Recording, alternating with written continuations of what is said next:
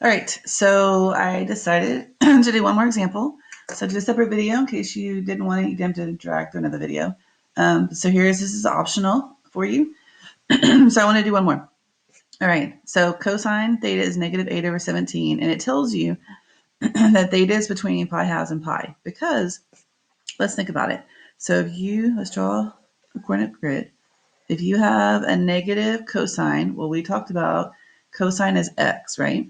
So cosine is do sine, cosine, and sine, like this. And cosine is your x value, and sine is your y value. So when you say cosine is negative, you know you're going this direction, right? Going this direction. But is the angle up here or is the angle down there? So that's important to know. So here again, make sure you label your triangle or your circle. I'm sorry, 0. This is pi halves. This is pi. And this is 3 pi halves. Okay, so you need to have that labeled. You need to label that every time. So if theta is between pi halves and pi, I know it's in quadrant 2.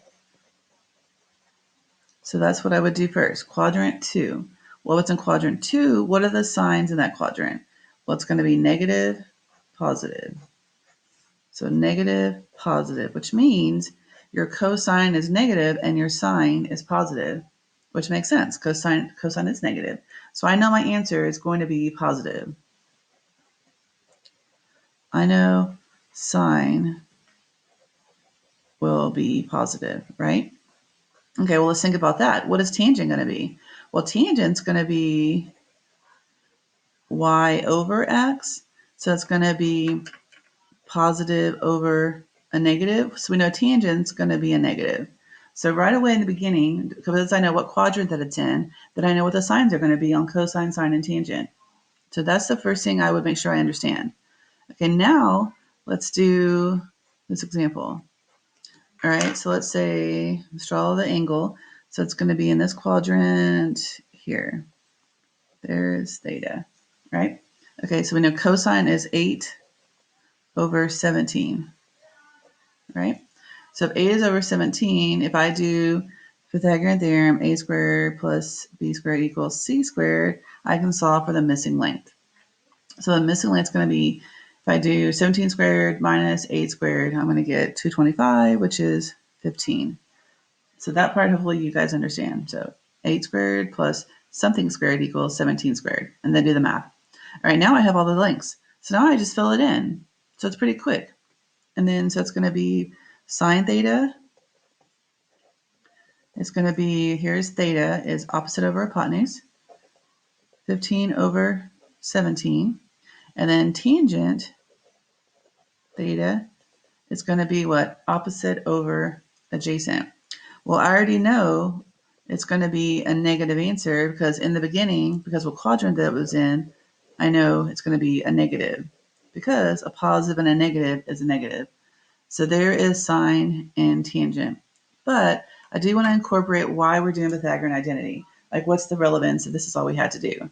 So let's make sure that we understand the importance of Pythagorean identity. So it's going to be sine squared theta plus cosine squared theta equals 1. You will need to know this for pre-cal, for sure.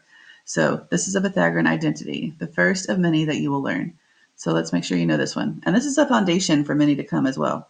So then it's going to be sine squared. Okay, we're looking for that one. So sine squared theta plus cosine squared theta is negative 8 over 17 squared equals 1. Okay, now you just do the math.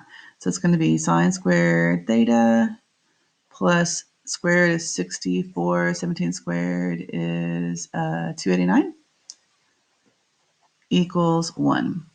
Then you're doing sine squared theta, and I prefer no calculator. I would prefer that you show your work on this kind of stuff so that I can see that you know. So it's 289 over 289. That's what you're doing. And then subtract 64. So if you use the calculator, make sure you show your work, like what you did. No decimals either. Oh yeah, that's another thing. No decimals. No decimals. So 289 minus 64. And then it's going to be what? 225 over 289.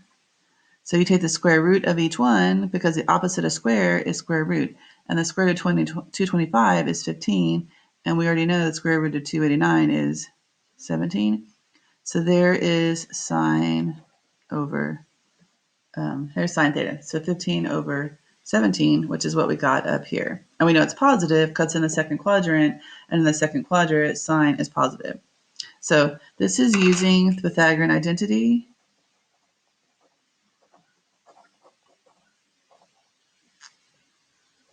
Pythagorean identity. Pythagorean.